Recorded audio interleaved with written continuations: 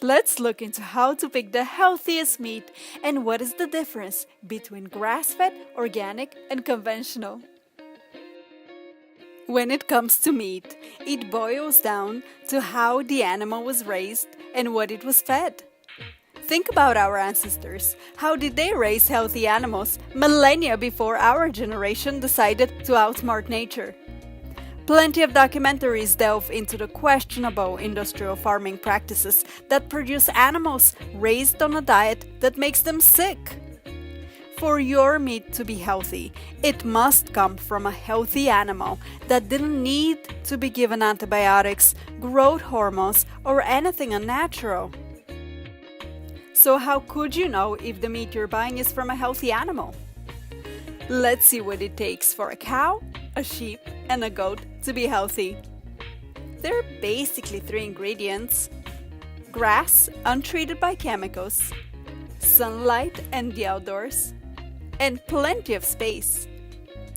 Okay, I know this seems obvious, but have you looked into the conditions under which many large industrial farms operate?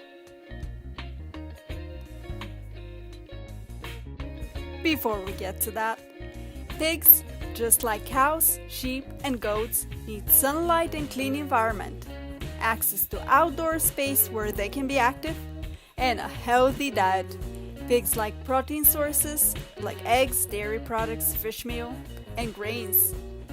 Pigs aren't too picky, which can be a problem unless you trust the farm to give them the best there is. In the USDA organic standard, the feeding of mammal and poultry slaughter byproducts is prohibited. But what if it's not USDA organic? Oh, and how about chicken? What's a healthy chicken before getting to your plate? You might have guessed: clean pasture, grains and worms, sunlight, and space to be active.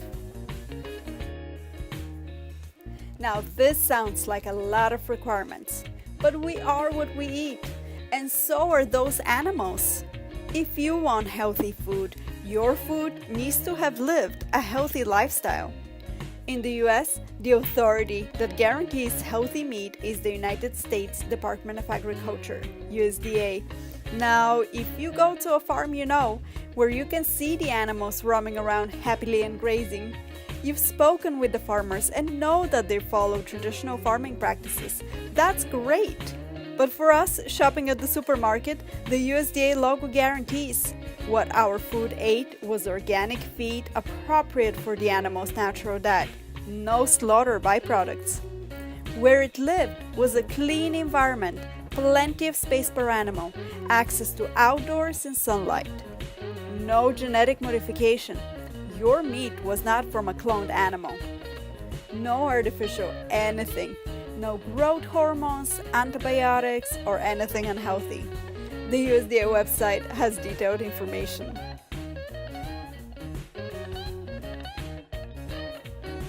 Now, what is conventional? I don't always buy organic. Well, there are a few farms in my area that I trust. Getting that certification could be a big expense for them, and I get that. Anywhere else, if there is no USDA organic label and I don't know the farm where my food was produced, I think twice. What is the chance that it was produced in a large industrial facility that treats animals poorly and that reflects on their health?